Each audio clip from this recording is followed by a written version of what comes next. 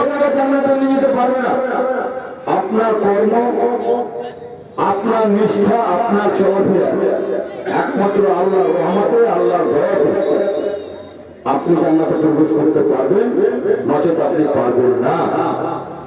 তবে আমরা যদি কাউকে নাও বলি, এটাও আমাদের কিন্তু খারাপ।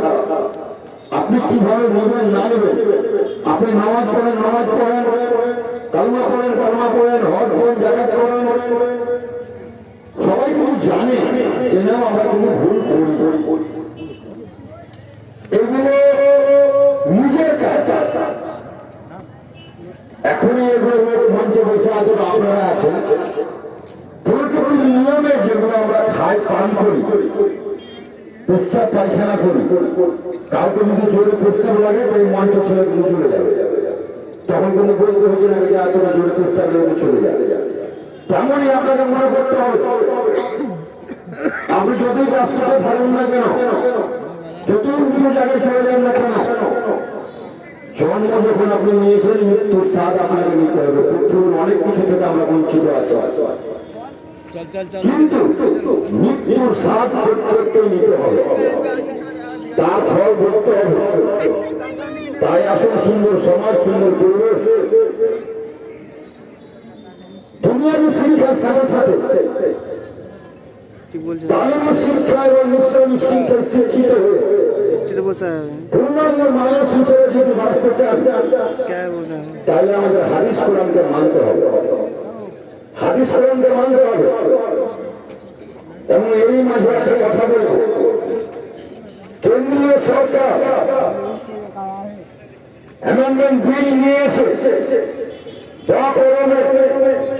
ঘুর পথে অগণতান্ত্রিক ভাবে অকার্যকর সম্পত্তিকে বেহাত করার একটা চক্রান্ত চলছে। মুসলিমদের প্রপার্টি, অকার্যকর সম্পত্তি আমাদের পূর্বজনেরা রেখে দিয়েছেন মুসলমানদের উন্নতির জন্য। সেখান থেকে ইমাম মুয়াজ্জিনদের ভাতা দেওয়া হয়, বিভিন্ন কাজে ব্যবহার করা হয়। সেখানে কেন্দ্রীয় সরকার একটা বিল আনার ফলে 10টা লোক মাথায় বসাবে, তার মধ্যে মুসলিম সম্প্রদায়ের মানুষ দুটো থাকবে, আর অন্য সম্প্রদায়ের মানুষ থাকবে। এখন বসতে চাইছে, বসতে পেলেই কিন্তু দেখা গেল আস্তে আস্তে আস্তে অকার্যকর সম্পত্তি বলে কিছুই থাকবে না। তাই প্রত্যেকটা মানুষের কাছে আহ্বান করবো, আবেদন করবো, কোন রকমের রাজনৈতিক রংরা দেখে আমাদের মধ্যে ভেদাভেদ ভুলে গিয়ে আমাদের পূর্বজনদের সম্পত্তি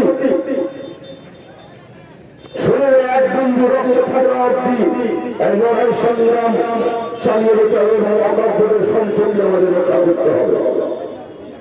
হাজার হাজার বিঘা, হাজার একর জমি সম্পত্তি মুসলমানদের সম্পত্তি, আমার কমের সম্পত্তি। তাই এখানে কোন রকমের রাজনীতির রং না দেখে আপনার আমার আগামী প্রজন্মের ভবিষ্যৎকে ঠিক রাখার জন্য এই লড়াইয়ে সবাইকে সামিল হতে হবে, আর আমরা বলবো, আমরা মুর্শিদাবাদ জেলার মানুষ, পশ্চিমবাংলার মানুষ, আমরা পশ্চিমবাংলায় সংখ্যালঘু, ভারতবর্ষের মিনিকে আমরা সংখ্যালঘু, কিন্তু মুর্শিদাবাদে আমরা সংখ্যালঘু। আমরা শিক্ষা, স্বাস্থ্য, অর্থনৈতিক ভাবে পিছিয়ে ছিলাম।